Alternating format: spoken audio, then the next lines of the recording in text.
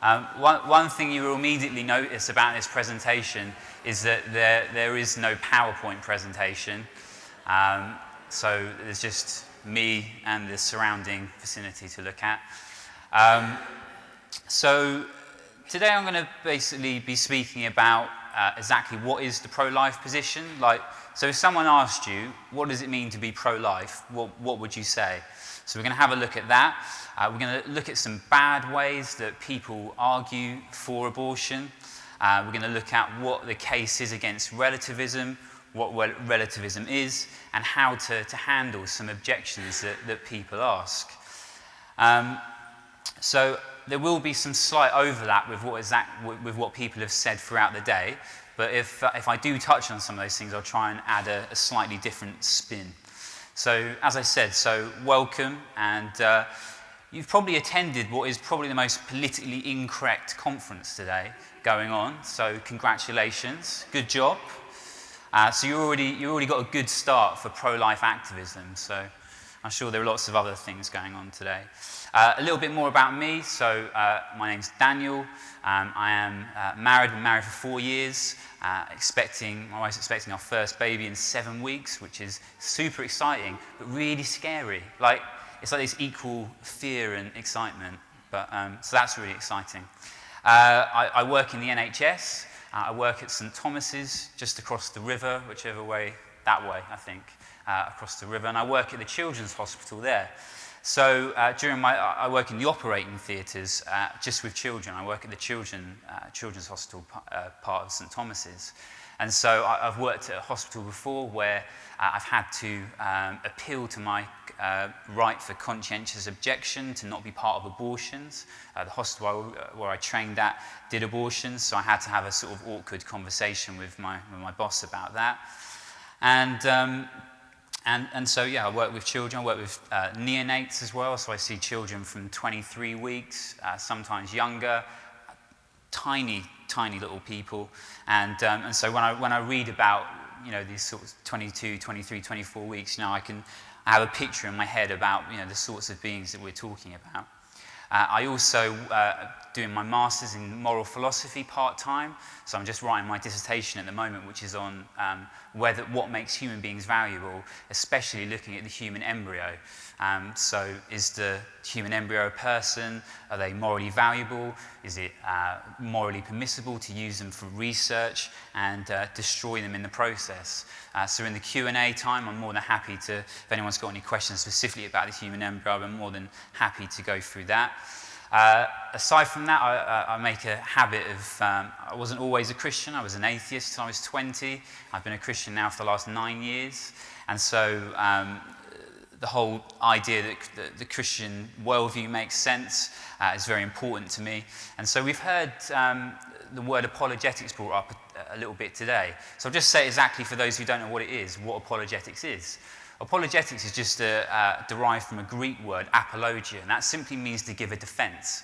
So today we've been looking at being trained in pro-life apologetics, and that simply means just to give a defense for being pro-life when people have objections to that view. So if you're a Christian, you should be practicing Christian apologetics, so that if someone asks you a question about why you're a Christian, or they have objections to the Christian worldview, you can then offer an apologetic, a reason for believing that it's true. I also work for Life Training Institute as well, which is Scott Klissendorf. He runs that, and they basically just train pro-life ambassadors, and he's spoken at this conference for the last couple of years.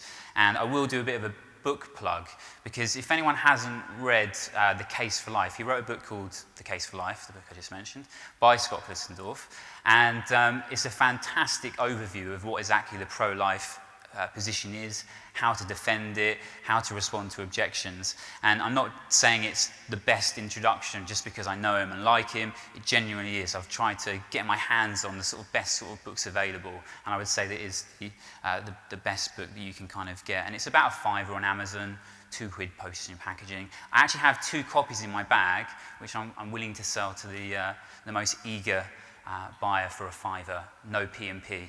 So it's fine, save £2, which is great. So this may seem an obvious question, but what does it mean to be pro-life? What exactly is the pro-life position? We've heard pro-life talked about a lot today, but if someone asked you, what is pro-life? Not why you are pro-life, but what is it to be pro-life? The pro-life position is simply this, that it is as morally wrong to kill pre-born humans as it is born humans. So if the reason for killing a pre-born human wouldn't justify killing a born human, then it remains morally wrong. So as has been pointed out earlier, if someone is struggling financially to provide for an infant, it would be wrong to kill them, and it would be wrong to use the same justifications to kill a pre-born human being. It also entails that we have a right to life from the moment that we begin to exist, and it's not something that we acquire at a later date through some sort of property. And not everyone here today is a Christian, which is great, because the pro-life position is not only a Christian position. I think the Christian worldview best supports the pro-life case, such as human equality, but the only requirement for being treated equally as a human is being human, and rather than some acquired property. And being human is something, obviously, that the preborn are, from the moment they begin to exist to the time they die, at whatever stage of human development that might be. And our history throughout is a human history. There's no point at any point of our development where we are not human. From the moment we exist, we are human, and through whatever time we are here on this earth, it is a human history that we have. And if this isn't the case, if human equality isn't based in something that we share equally, as in being human, then there is no such thing as human equality.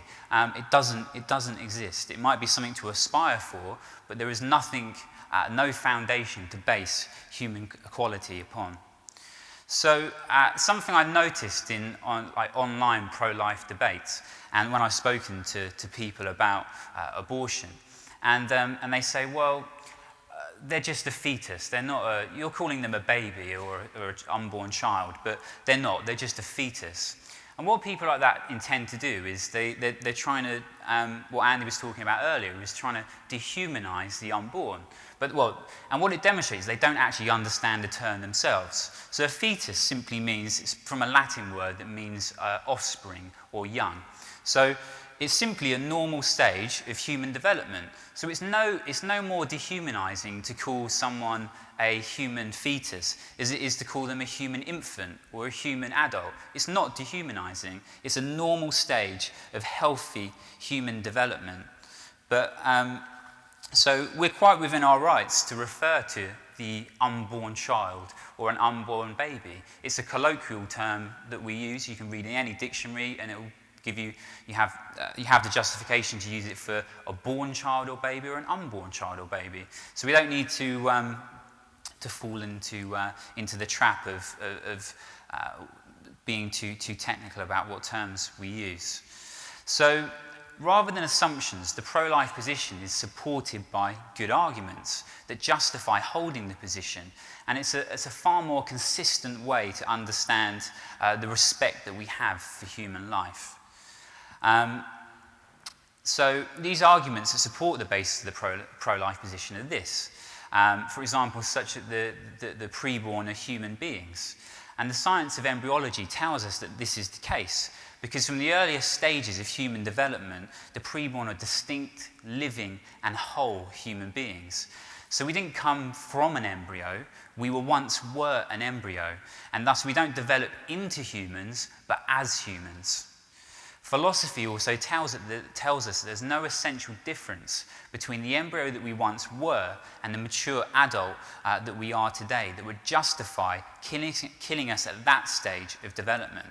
And as Aisling was saying earlier, we can use the SLED acronym.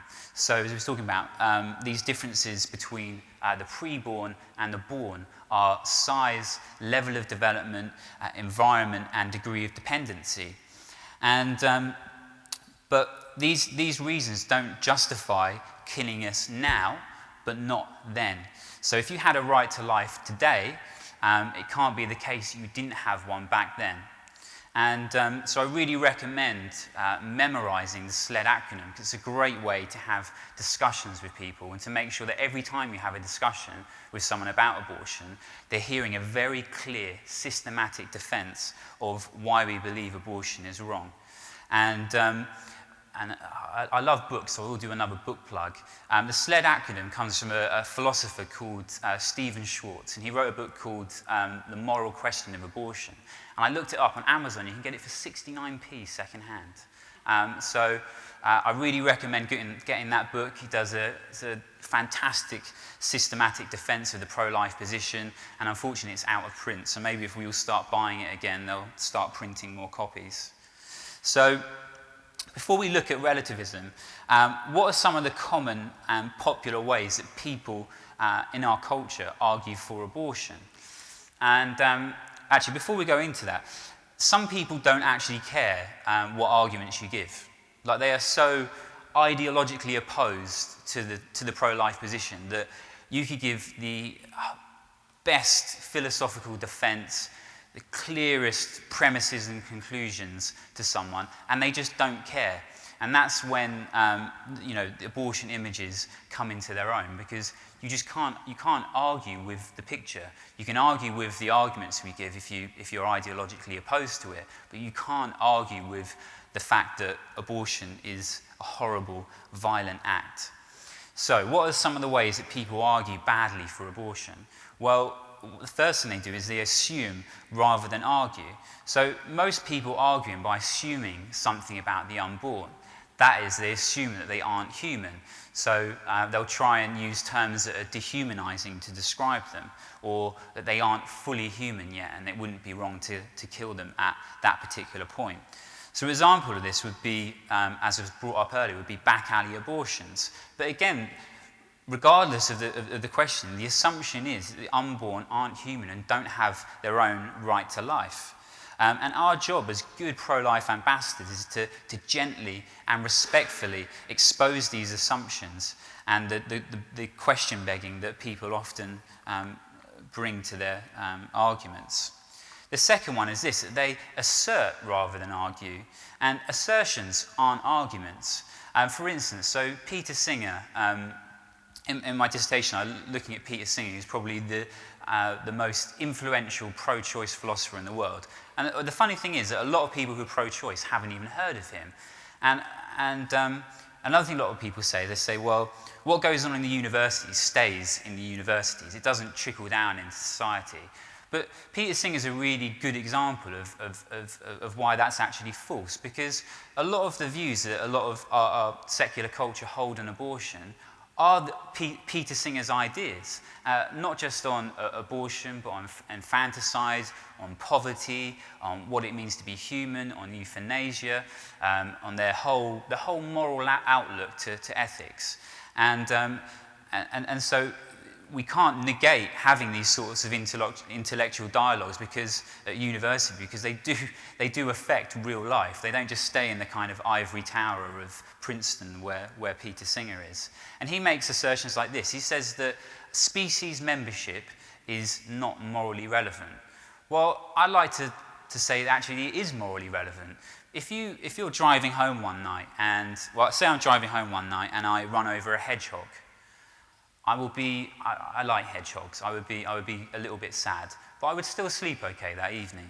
If I was driving home and there was a small infant in the road and I run over an infant, I would be absolutely distraught. I might not ever get over it in my whole life. So at least in that instance, species membership is morally relevant. It does matter what we're talking about killing and these sorts of debates that we're having.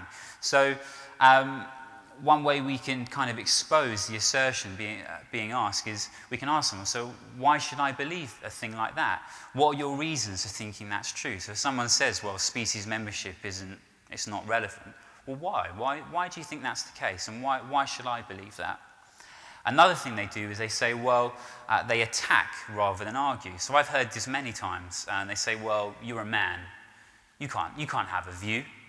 As if, what right do I have to tell a woman about anything about abortion or the value of unborn human beings? Or they say, well, how many kids have you adopted? What right do you have to tell me anything when you haven't adopted all these children?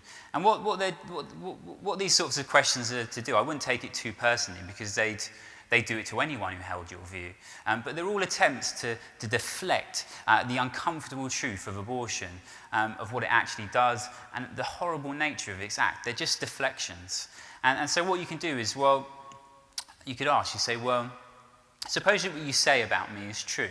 How does that refute my case about the unborn being fully human and elective abortion being wrong? Because it doesn't do anything. So I just have a sip of water. And the other thing, if you're a man and someone says, what right do you have to tell me anything? Well, you can say, well, actually, women make exactly the same points that I've just made. So if a woman was next to me saying exactly the same thing as I said, would you take them more seriously than me? And I think that says a lot more about their sort of ideological beliefs rather than the strength of their arguments. And some people, number 4, they hide behind hard cases such as rape. And I think you always have to be very sensitive about it. Rape is like the most horrible, vile thing one of the most vile things another human being can do to another person. And so we do have to be very sensitive. But I find that there's the two most common types of people that ask this question are the inquirer, someone who's very genuine, and the crusader who just wants to appeal to the hard cases and try and make you look silly. So if we're talking to an inquirer, I might start by asking, well, how should a civilized society treat innocent human beings that remind us of a painful event? Because some cultures, Middle Eastern cultures, it might be normal to kill the mother. But instead, in our civilized society, we don't kill the mother, we kill the child. So it's an important question to raise. How should a civilized society deal with innocent human beings that remind us of a painful event?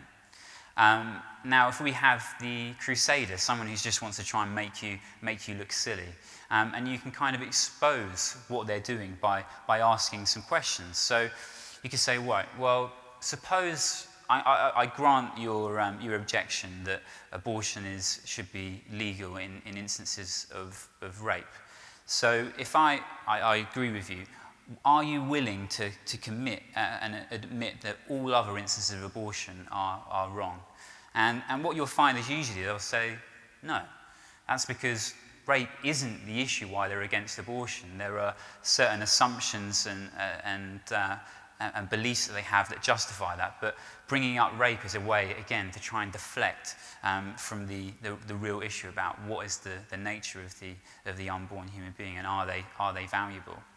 The 5th thing they do is they advance a false view of moral and legal neutrality. So moral neutrality is actually it's impossible. Both pro-life and abortion choice people are asking the same exact questions. What makes human beings valuable in the first place? And state neutrality is impossible. It's impossible for a state to be neutral about abortion, because the law even recognises that the preborn are valuable and human beings, and thus protects them, or it doesn't and permits killing them. It's either one or the other. There's no middle ground. You can't be neutral about killing people. You either make it possible or you make it impossible. So, back to my sort of main point. So the case against relativism. So let's look at two different claims. Claim A is this: chocolate ice cream is better than vanilla ice cream. And so that would be an example of a subjective truth claim, an appeal to tastes or preferences. The second claim is this: it's wrong to torture babies for fun. So that's the opposite of a subjective claim. That's an objective claim, and that statement is true in spite of people's preferences or tastes. So, as I said, the first is an individual preference claim. The other is an objective moral claim, and that moral claim tells us two things. It gives us a moral rule: don't torture babies, and it gives us a moral value: it is bad to torture babies for fun. And And when we make objective claims, we're saying that it would be wrong to torture babies for fun in all places, in all times, to all people, regardless of what an individual or a culture might think about that. So, why is this significant? Why are we talking about relativism? And it's because many people today don't know the difference between these two types of claims, the ones I mentioned above. At a street level, when we're having one-to-one dialogue with people, relativism is one of the sort of single biggest challenges that we'll encounter to the pro-life view. So what is relativism? Well, relativism is what is right and wrong is up to us to decide, either individually or as a society. There are no objective standards that we hold that can be independent of our tastes or preferences. So an example of moral relativism would be, I imagine you've heard this before, I'm personally against abortion, but I think that it should be legal. I don't want it to be illegal. I don't want to impose my moral preferences on other people. And so something that we could ask is, well, what is it about abortion that you are against? They must be against something. They must acknowledge something bad about the act, because they've just said that they're personally against it. So there's not many things I'm personally against that I think are good things. So it doesn't really make sense. So it's like saying I'm personally against setting fire to illegal immigrants' houses, but I don't want to make that black and white. I don't want it to be illegal. So it doesn't make sense. It's a really strange view to hold. So there are 4 types of relativism. The first 3 are common, and the last one is quite rare, so you might only encounter it on a university campus. So the first one is society does relativism. And so what that means is that the absence of consensus means an absence in truth. So yeah, it doesn't follow that because people disagree that nothing is right. People have disagreed about slavery. Did that mean that nobody was right about it? Society does relativism is descriptive and not prescriptive. That is, it only describes what culture does, not what it ought to do. The second one is society says relativism. So each society determines right and wrong for itself. What's right for one society may not be right for another, and morality is reduced to a kind of social contract and is determined by popular consensus rather than any overarching moral rule. And if this is true, then there can be no such thing as an immoral society or an immoral law, because if a particular society chooses to enslave women or practice racial genocide, who are we as outsiders of that society to judge? Can't judge them. And this is exactly what the Nazis did to defend their actions in the Nuremberg trials, claiming they had simply followed orders within the framework of their own societal and legal system, one that varied from outside nations. And if society is the final measure of morality, then all of its judgments are moral by definition. So those who oppose those judgments, that is, moral reformers, the sorts of people that you want to be, people like Martin Luther King Jr. and Gandhi are therefore immoral. They're immoral because society can't actually be improved. It can only be changed. You can't, you can only change it. You can't improve it if relativism is true. The third one of the most common ones, is that I say relativism. So morality is simply up to the individual. I determine right and wrong for myself. Meaning no one has the right to judge me, and the common expression of this is that, who are you to force your morals on me? And that's an example of this kind of relativism. So if I say relativism is true, then there can be no such thing as an immoral individual, because if I say I'm a moral being, if I say I'm morally right, then I am morally right. And this is extremely common in our society because if you haven't noticed, Western society, especially in the UK, is the most individualistic and selfish society that's ever been in existence. We are, as individuals, the centre of our universe. And it's very, very difficult to prove, to try and maybe encourage people that might not be the case. And if you've tried, you'll know how difficult that is. The fourth one, as I said, is a bit obscure. You might just hear it at university, and that's basically, I can't say relativism. So people will say that objective moral rules may exist, but you can never know them because we can't really understand language properly, and our sense perceptions don't allow us to really know moral truths. But as I said, you're unlikely to hear that, and it's a bit obscure. I'm going to move on very swiftly. So, 4 reasons why relativism is seriously flawed. Relativism is self-defeating. That is, it can't live by its own rules. If someone claims morality is personal, then that emphatically states that that personal morals must be kept personal and freedom of choice must be respected. But then I want to ask, well, says who? Is that their view? If so, who are they to push their personal views on pro-lifers who disagree with them? And we have to remember, the person who says you shouldn't judge just judged you. So they're guilty of committing the thing they're saying is wrong. So it's completely internally flawed. So the person who claims that you shouldn't force your views on others just force their view on you. Flaw number 2. Relativism can't say anything, why anything is wrong, including intolerance. So if morals are relative to our culture or an individual, there's no real ethical difference between Hitler and Mother Teresa. They just had different preferences. One preferred one thing, another preferred another. Who are we to say who was a better person? And the latter, as I said, the latter like to help people, while the former like to kill them. It's just up to them. It's the difference of one preferring chocolate and the other vanilla. So who are we to judge? But such a view is counterintuitive. Like there's something about that we sort of has some sort of intuitive appeal that it might be mistaken.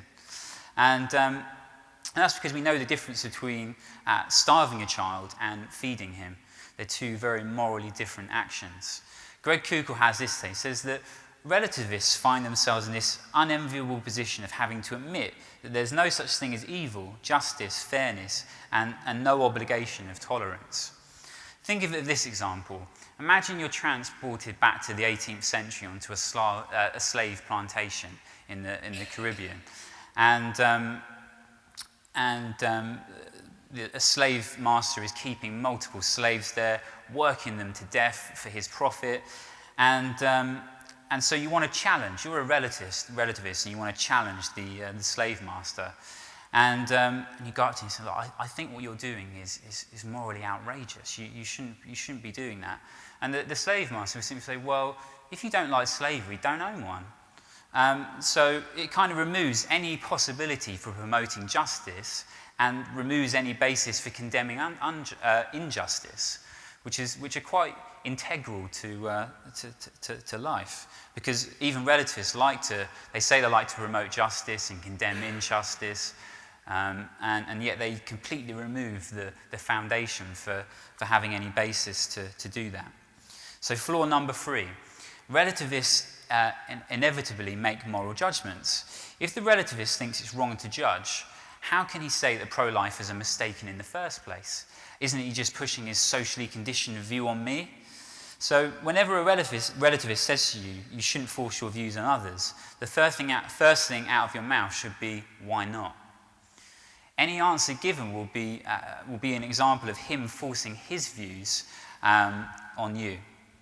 So, the 4th and final flaw, relativism is not neutral. Some relativists, echoing political philosopher John Rawls, hope to convey a kind of more sophisticated claim, namely that society should confer a large degree of liberty, but they shouldn't legislate on controversial moral issues when there isn't any sort of consensus throughout society, especially if those issues involve comprehensive moral doctrines based on moral assumptions and commitments. So things like embryonic stem cell research, the government shouldn't restrict it and just let people choose. They can support it if they wish. So to say government should remain neutral on those sorts of questions is itself they should refrain from moral questions is itself a moral claim. And so we don't have a consensus on divisive matters like embryonic stem cell research, but we also didn't have any consensus on matters like slavery and racism, because they were also controversial issues. So we're saying that society shouldn't make any judgment on that. I'll leave you to decide. So, how do we handle objections? So, I can imagine talking about abortion, it does put you in the hot seat sometimes to a lot of interesting questions, sometimes aggression, and it would be helpful to maybe know some ways about how we can kind of graciously and persuasively sort of handle those objections. And this is significant, not because I think a lot of pro-life ambassadors, people who support the pro-life position, we tend to assume the burden of proof when we shouldn't necessarily do that. For instance, if I claim that there's a pink elephant hanging from the exit sign at the back, I was hoping someone would look, but you didn't. That's all right. You've already seen it, okay.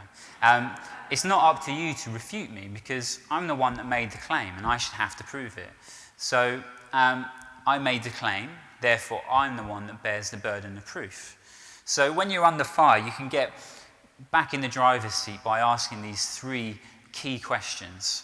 And Greg Koukl wrote a book called Tactics, and it's basically for Christian evangelism, but it's also applicable to the pro-life case.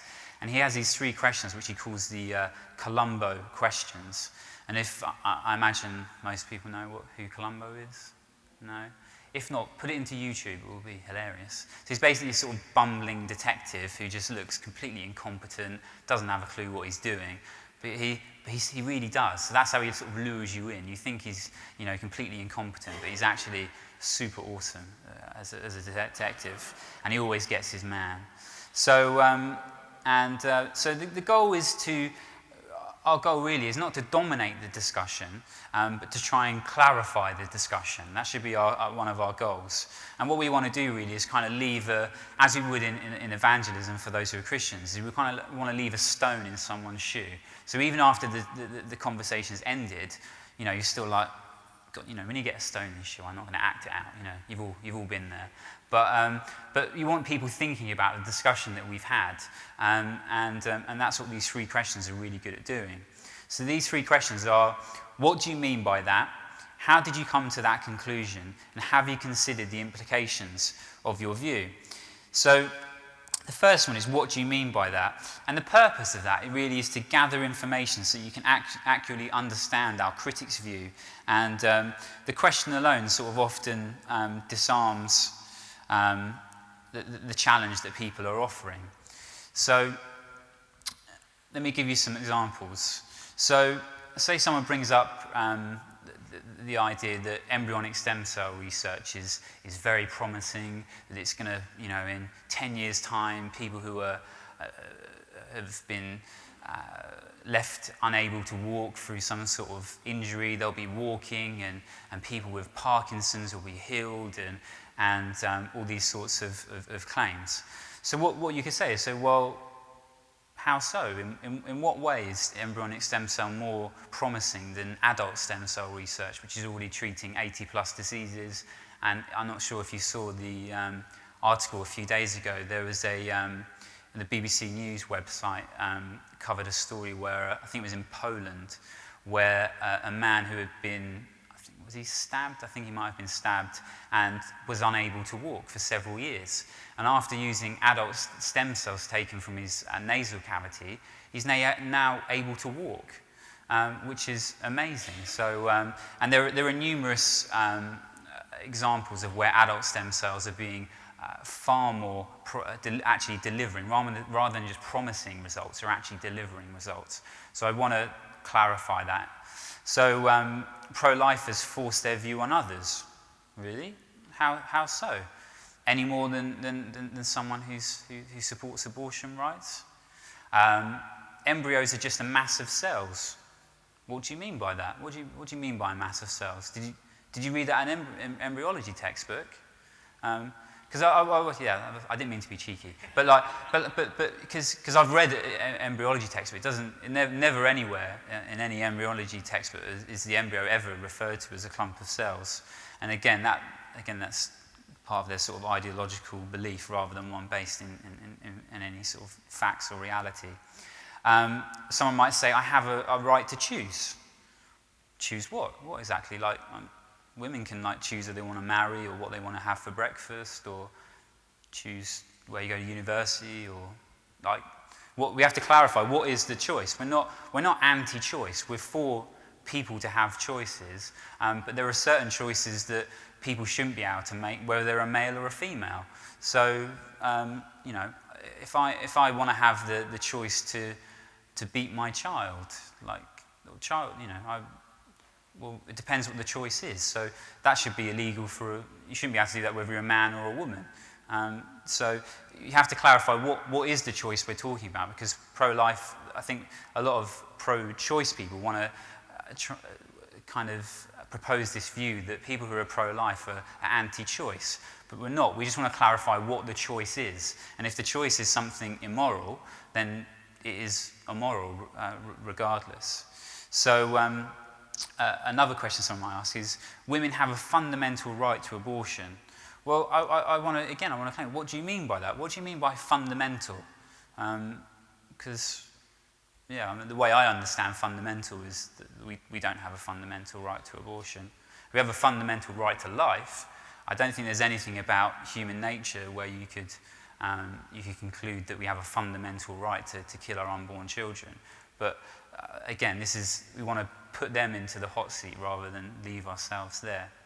So the second question, as Columbo, how did you come to that conclusion? So the purpose of this is really to reverse the burden of proof and get us out of the hot seat. And it forces critics to kind of give reasons for their claims.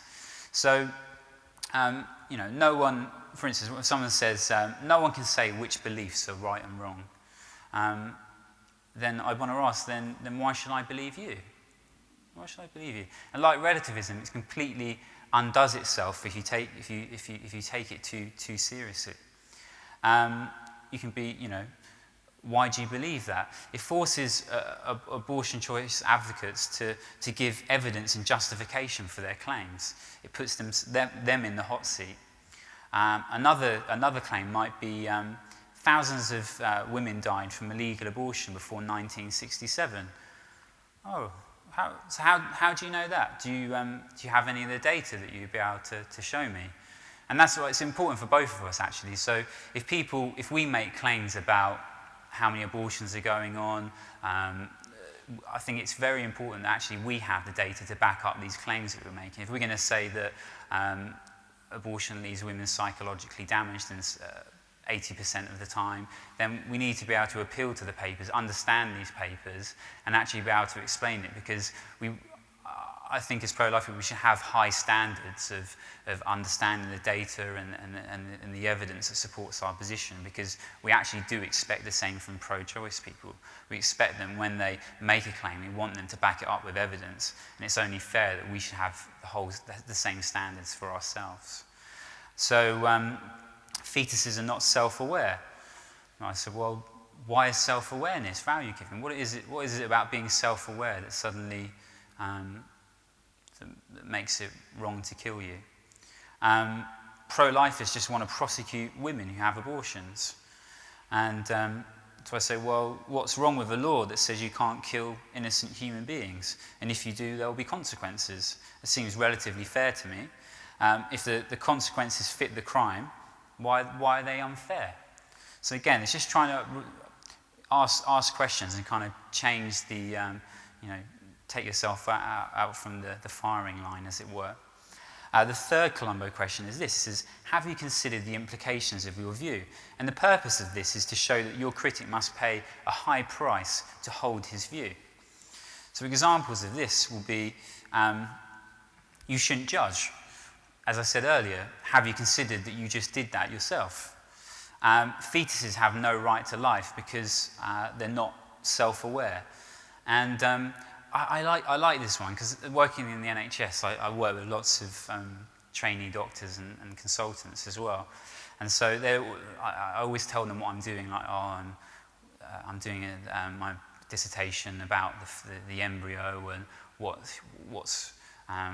makes it wrong to kill them. I'm like, oh, that's interesting, a bit weird, but interesting. And so I have really great discussions. So as I think Callum appealed to earlier, is appealing to like infanticide. So I kind of explain, I say, well, see, Peter Singer, he's this guy that I'm looking at, and I'm kind of criticizing his views. And they're like, oh, so what are Peter Singer's views? He says, well, basically, nothing magic happens as you travel down the birth canal. And so you are essentially the same being that you were when you're in the womb and you are when you're born. No magics happen, no one flicks a switch and is suddenly a valuable person. And he basically says that, you know, the reasons that we give for abortion should equally be the case when they're born. And they're like, oh, that's disgusting.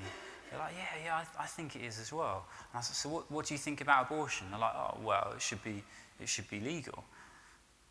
Okay. So what's the difference? I said, you know, the preborn aren't self-aware. They have no concept of self, that they exist. They lack these other sort of value-given properties that a lot of pro-choice philosophers think are integral for being valued as a person, it being wrong to kill them. And I say, well, you know, it's exactly the same. The newborn infant isn't in a different position. So I say, and they're sort of like, oh, I guess that sort of makes sense. And I say, okay, so, but you think infanticide is wrong because even though they're the same being, they've just changed their kind of geography. And then they're like, yeah. And I'm like, do you not think that's a bit weird? And I suppose it is actually, because it doesn't really make sense. So what you're saying is that I have to accept that if infanticide is wrong, abortion must be wrong, or if I think abortion is right, infanticide must be right. I guess that's a good way to understand what I'm saying, yeah. They're like, oh, I have to think about that a bit more. So, they usually start trying to, as I said, they try and refute some of the arguments that Peter Singer makes, even though they actually agree that abortion should be legal. And Francis Schaeffer he calls this, what I was doing is taking the roof off. And Schaeffer calls it taking the roof off because what people do is they put a roof on themselves to protect them from the kind of points of tension that arise from their assumptions or presuppositions. And so what you're basically trying to do is make people aware of this point of contention. And this point of contention is that if you think that abortion is morally permissible for given the reasons that you give, then infanticide must also be morally permissible. And so, as I said, you're trying to point out this point of contention, encourage them to change their view, because if your view isn't consistent and you're morally uncomfortable with it, then that might be a hint that view may be mistaken and a wrong view to hold. So, putting this together, these three Colombo questions, how will we reply to critics? And so I'll just use these three questions to kind of look at some of the common questions that people ask us. So objection number one, then people might say, well, laws can't stop all abortions. And so I want to say, well, do you mean all or most? The second one, I can say, well, how do you know most women won't obey the law? Have you considered that laws against rape don't stop all rapes, but they do stop most of them? And why should it be any different with abortion? So that's a good way we can use those three Colombo questions to kind of respond to those questions. Another one, and I'm sure Andy gets this sometimes, is, well, your abortion pictures are fake. They're not real. You just made them up. You're saying that's a 7-week embryo. I don't think it is. My teacher told me that we're just a clump of cells for months. So I'd say, you could ask them, you say, well, which ones? Given you think these abortion pictures are fake, what do you think real abortion pictures look like? That is, how do actual abortion, what you think actual abortion pictures are, how do they differ from the ones we're showing you? If you aren't sure what real abortion pictures look like, how do you know that these ones are fake? Because I doubt very few pro-choice people know what an actual abortion picture looks like. So they have no basis for saying that the ones we use are actually not real. And have you considered that if abortion is okay, these pictures shouldn't actually bother us? And that was brought up earlier. If abortion is, a fundamental right that we all have access to, then pictures shouldn't really bother us. Another objection: embryos have no desire to go on living, and thus they have no right to life. So we could respond by saying, well, you speak of desire. Do you mean one that I'm consciously aware of? A second point could be, why must I have conscious desires for something before I can justly lay claim to it? That is, why is having a conscious desire value giving in the property? What is it about having conscious desires that suddenly makes me a morally valuable person? Some people might have desires to a higher degree, so that would entail that those people are more morally valuable than those who have less desires. Have you considered that a slave can be conditioned not to desire his freedom, yet he's still entitled it in virtue of his humanity? And what if my desire to live is greater than your desire? Does that mean I have a greater right to life than you? And this is a common one I get from Christians sometimes. They say, well, the Bible is silent on abortion, so, can we really say that abortion is wrong? So we could say, well, to our Christian friends, we can say, what do you mean by silent? Do you mean that the word isn't mentioned anywhere, or that we can't draw conclusions from what else is written there?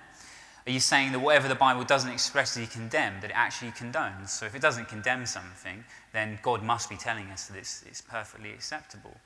If not, what's your point? Because they already accept that, but they're just kind of using abortion as an example. Not a very good example. The second question, tell me why you think the biblical authors don't mention abortion by name. What are your reasons for thinking their alleged silence actually justifies abortion? Have you considered that the Bible doesn't condemn many things by name, including female infanticide, drink driving, drive-by shootings? But we wouldn't say that makes them okay just because the Bible is kind of silent on drive-by shootings, that there's sort of a silent argument that it's perfectly fine to do Christian drive-by shootings. That's kind of the end of what I was going to talk about, relativism. I did want to bring up something quickly. Someone brought up about overpopulation. Now, someone's brought this up to me before, and I'd asked my friend, I said, so, this is like, you seriously believe this, that abortion is kind of justified because of overpopulation? And he's like, yeah, I'm deadly serious about it. Okay. So I said, are you so serious that you would be willing to not have sex for the rest of your life? Because obviously, look, we're already overpopulated, and you shouldn't be doing anything that could possibly add to this already overburdened planet. And I could tell a bit uncomfortable. And I said, you're also so serious that you would be willing you would lay down your life yourself. I said, because why should you expect someone else to suffer and to take the burden off the planet? I said, if you're this serious about it, you should be the one willing to sacrifice yourself. And that was kind of the end of a very, very short discussion. So that's kind of me finished, really.